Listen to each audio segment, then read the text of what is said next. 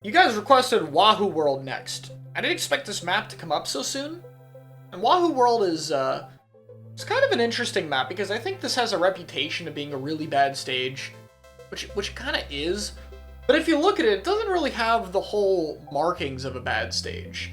You can go pretty far out on both sides. It's pretty easy to go any direction. There's multiple different approach options that you can get in from. It's pretty good. The middle of the map's kind of unique, especially in the other modes where it's actually spinning. But zones is where it's regarded most highly because this stays here. You could like drop and go around. It's like kind of a unique terrain. You know, on the surface, doesn't really seem like that bad of a map, but it's had a very, very bad reputation. I've openly called this stage kind of bad. So, why is that? So remember how I've talked about one-way drops, them being a bit of a problem? Well, you got this. This is the one-way drop out of spawn region. It's pretty massive. There's another one here. And this is the first kind of one-way drop that's kind of fake. So, there are a few of these, like Inkblot is probably the most prominent example, where there's a drop. Oh, but you can go back, but not really. Like, you can walk back, and it might work, but it won't really work that often because it's glass. You have to walk back over glass, or grates, or some kind of bridge that is basically just there to make it harder to retreat. So, okay, you could drop down here, and it's hard to go back. You can drop down here, and you get cornered. You can drop down here, and you get stuck. And then you get over here. You have the only route that you don't have to drop into is this really wide kind of angle, and these are kind of okay. And this is probably where I think the map has improved a lot, because there is one option in particular on this stage that's very good at making up for its problems. I know I'm getting ahead of myself a little bit, and that's this thing. Getting crab here or here is insanely broken on this map. It's insanely broken. This angle is huge, because crab can basically never be headshot from here. It can hit pretty much everything by the zone. It has a unique angle of attack. It's just so hard to deal with. So you kind of have to set up someone preemptively over here on a hold. But again, I'm getting a bit ahead of myself. We'll get to all of that later. So, what else happens is that when you approach, these two routes aren't really built for a team. They are kind of built for one person, and they are still kind of bad. You have to go across glass here, or you have to climb a wall, so it's still kind of tough. So Wahoo World has a really hard walkout, and the main way to approach is this bridge over here. And if this map has gone better because of the angle getting a bit stronger, it's gone weaker because this spot is very easy to blow up in this game. There's pretty much no cover besides this little balloon over here, and so you basically get hit by everything. You get bazookaed and you'll die, you get striked, you have a crab shooting at you, whatever it might be is probably going to kill you. So you have to drop down here, pray you live, don't stay here too long because people can flank around you very easily, and then approach into the zone. And that's where the gameplay loop gets a little bit awkward.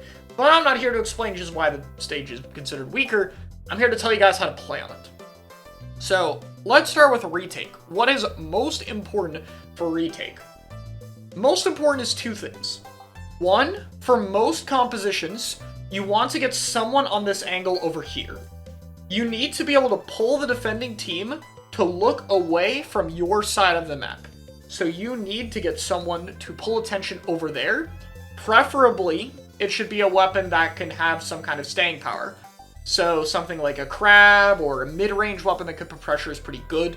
If you have a mobile weapon, though, you can do it too, like something like dualies that can fight across the glass, or even really mobile like brush. Sometimes brushes will drop down here and get behind you and be very annoying to the other team. This is one of those maps that's very good for ink brush and like maybe wiper flank style stuff. So that's kind of interesting for sure. And then outside of that, it's important to retake this area on the top left. What's most important there is clearing this ledge, clearing this low ground so you can drop down here, and that's where you're going to be able to get the majority of your retakes from. Once you can fight up to this wall, you'll get good cover and the ability to contest zone, and from there you can space out much more easily. So that's some of the main goals on retake. Specials that are very good at clearing space from this kind of range, or things that are good at dealing with sharking can be very useful here. The main reason it's hard to clear this ledge is just how high up you are compared to it. So sometimes sending a few players on a different route, like down over here, can be pretty useful, since they have a bit of a better vantage point and you can kind of stay here to cover that area. You get a bit of a crossfire angle. It's also faster for like front lines to drop in over here if they are going to take the fight. Sometimes having a QR weapon drop and bait out sharkers so you know it's clear can be very important. So that's something to play for sure. And then again, if you can get something like a crab or a bubble over here, very strong, but also those specials work fine if you are able to get this side of the map. It's just a lot harder to deal with the opponents from multiple angles, like I've tried to say throughout the series. Once you have zone, where I think most teams lose on this map is everyone stacking right here. It is incredibly common to see like 3-4 people sitting on this part of the map just watching front. And what ends up happening is that you end up hanging too far back to the zone and they get this drop area for free and then they're fine, or they get an angle like going all the way around and you don't have a way of dealing with it. So this is a map where pushing up becomes very important. That's probably one of the best things about it. You want to have, I'm just going to use the crab because I have it on screen. You want to have like some player watching this left angle, preferably denying anyone up here or denying this wall. You want to have sharking weapons down here that they have to deal with because the enemy team doesn't want to look under the carousel. They want to have to worry about someone under this ledge. And then you can have some high damage weapon or special or backline watch this route. That's fine. But there needs to be other things for those weapons to follow up on to keep the hold really strong. This map also does have a big pitfall I would recommend avoiding unless your weapon is insanely mobile, which is this way.